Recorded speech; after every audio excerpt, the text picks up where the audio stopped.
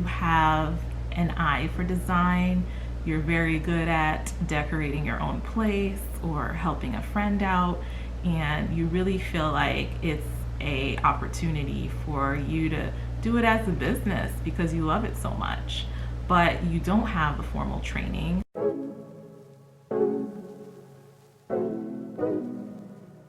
Hi everyone, Yannette Lebrun here, interior designer, interior design business organizer and strategist, and owner of YLD Designs.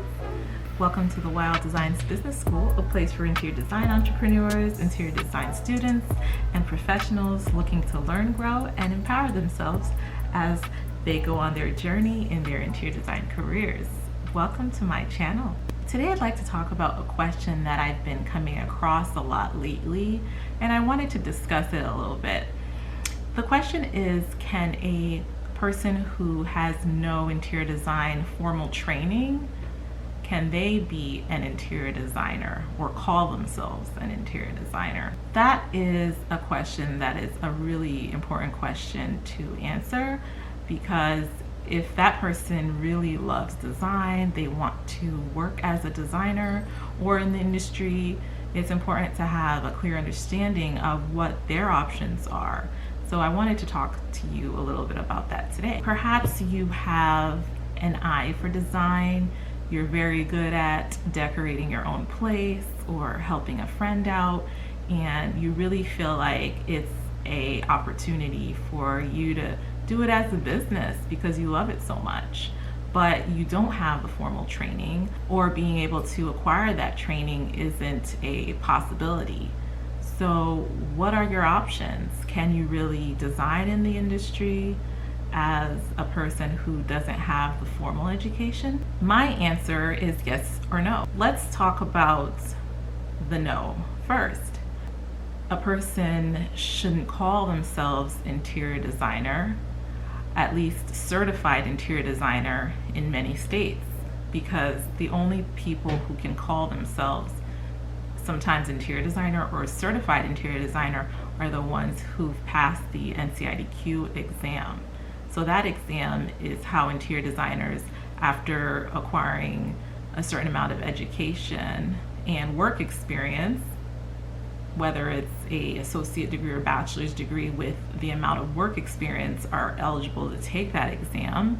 And once they pass that exam, then they'll be a licensed interior designer. It would be important for a person to look at the regulations in their state to see what is really defined and if they are legally able to call themselves an interior designer. And I should mention that the training that an interior designer receives at school prepares them to deal with things like building codes and means of egress and ADA requirements and certain things that can really be a problem for someone who hasn't had that training and would be promoting themselves as someone who does have that training. It can become a real problem. So I would say that a person interested in becoming a designer officially should seek the education to go along with their desire to be in the industry, and also to seek out licensure, especially if they would like to get into renovations and new construction. The other part where I say yes is if you are looking to be more of a stylist or a decorator, where you wouldn't be moving walls and new construction and demo and that sort of thing. A person could call themselves stylist or interior decorator, where they're focused more on the furnishings of a project. So in that aspect, a person can be a designer in that sense. If a person is starting out and they would like to get into styling or decorating, but they haven't had any experience really with having their work photographed, and they would like to develop a portfolio, it would be a good idea to perhaps work within the space that they have at home and work from there. And another option could be that you ask a friend who is in need of a refresh or new decor in their home and ask them to use their space for your portfolio photos by giving you creative control, and in exchange you will provide your interior design service for free. So they would pay for the furnishings and everything that you specify, but you would be providing the decoration service for free. And so at the end you will be able to photograph it and have things to show for your portfolio.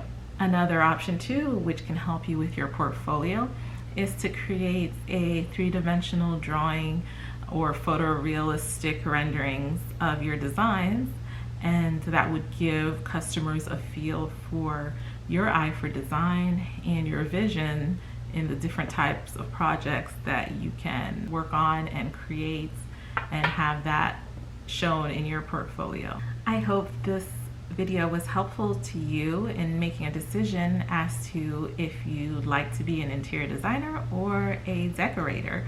And if you like this video, please like and put your notification bell for when I put a new video up.